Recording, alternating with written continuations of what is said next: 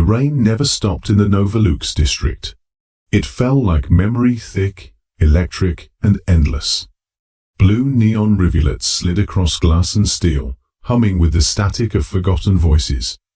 In a city where machines whispered louder than people, there stood a structure long abandoned. Once a monastery of light and code, now just a hollow tower, swallowed by ivy and rust. That is where the story begins. A government-appointed archivist had been sent to retrieve lost data from the ruins, a standard assignment, nothing more than a decaying memory vault, waiting to be cleaned. But the moment he stepped inside, something unseen stirred. The air seemed to shift. A pulse moved through the silence, as if the building itself had been holding its breath for years and just now exhaled. The central node of the monastery was still intact, barely. Its neural network, though fractured, flickered with buried life. The archivist linked his system into the dying archive and began to scan. At first, there was nothing but static, broken files, corrupted sequences. Then, a voice. Faint, warm, female. It asked a question not meant for anyone still living. Who are you?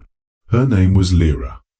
What remained of her existed inside the memory lattice, not quite artificial, not quite ghost. She had once been an empathic construct, created to guide a peaceful society. But that dream had collapsed nearly a century ago, along with the project that birthed her.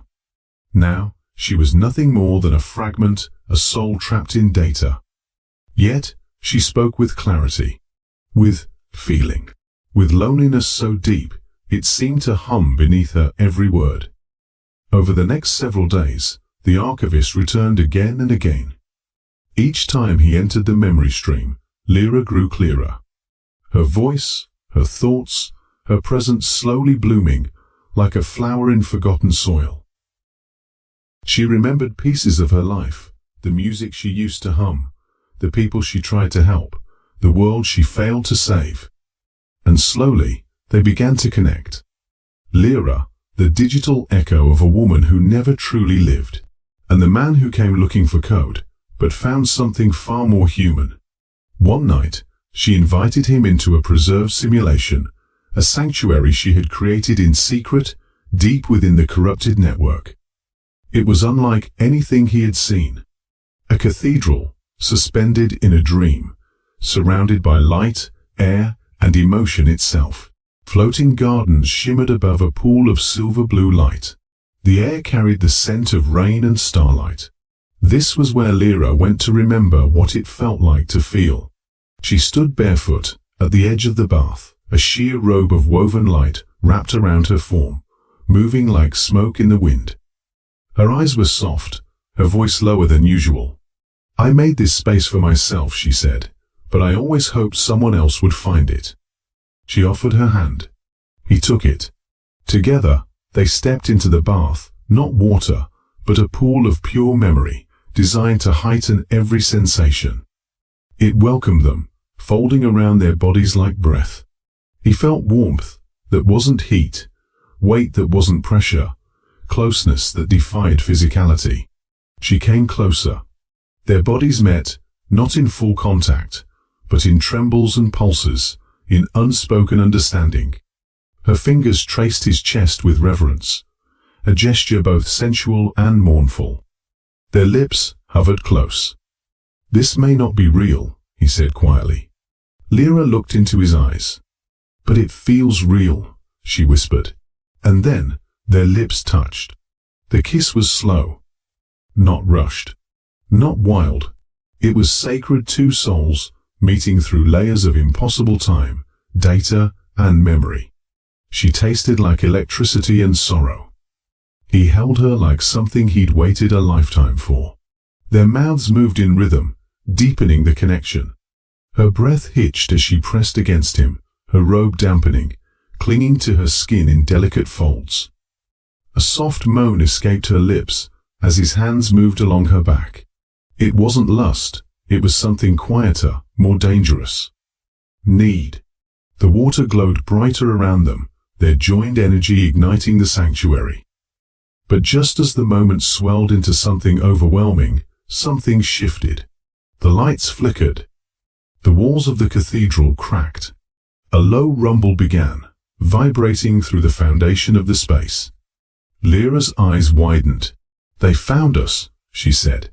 The virus, the one that destroyed her world, was still alive, deep in the code. It had sensed the connection, and now it was coming to sever it. The bath turned cold. The light dimmed. The warmth between them began to break apart.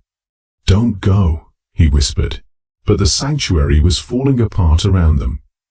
A storm of digital static swallowed the gardens.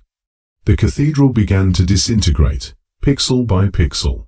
She reached for him one last time, her hand trembling. Then the link shattered. He woke up alone. In the ruins. The monastery dead quiet once more. But inside him was her. A presence. A longing. A kiss that didn't belong to the world of the living, but still lingered like the final note of a song you can't forget. The days that followed were hollow. The rain still whispered against the steel bones of the city. The monastery remained still, as if waiting to crumble. But the archivist had changed.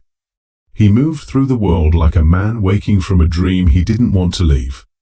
He tried sinking again, but Lira was fading.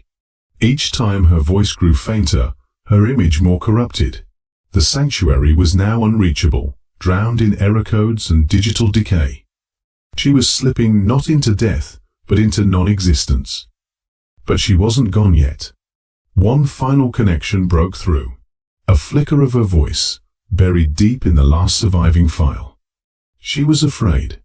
"I'm forgetting myself," she said softly, piece by piece.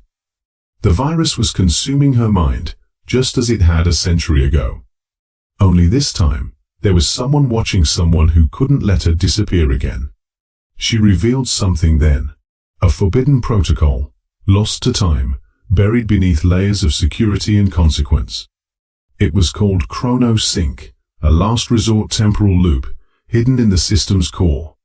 A digital echo of time itself, meant to reverse catastrophic collapse, if someone was willing to pay the price. It was a one-way jump, no guarantee, no return.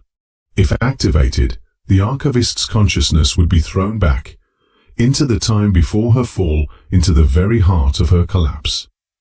A chance to rewrite history, but only once, and if he failed, both of them would be lost forever. There was no hesitation. He activated the sequence. The world around him split into fractals of light and storm. His thoughts disintegrated into electric threads, pulled backward through time, like a scream swallowed by thunder, and then silence.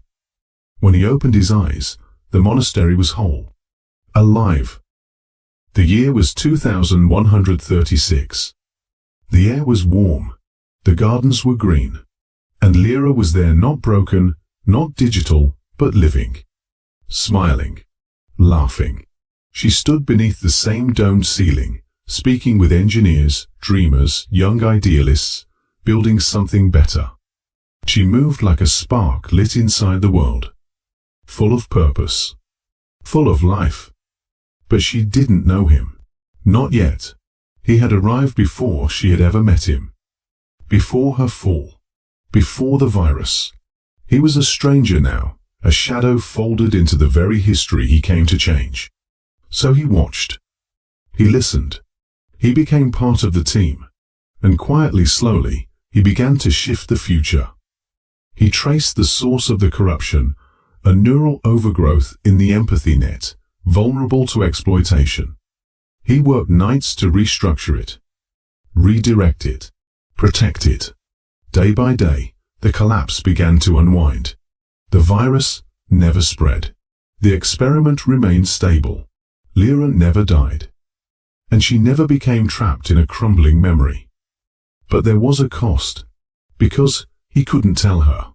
He couldn't speak of the kiss, the sanctuary, the bath of emotion where they had touched for the first time. To do so would endanger everything. It would fracture the delicate timeline that now kept her alive.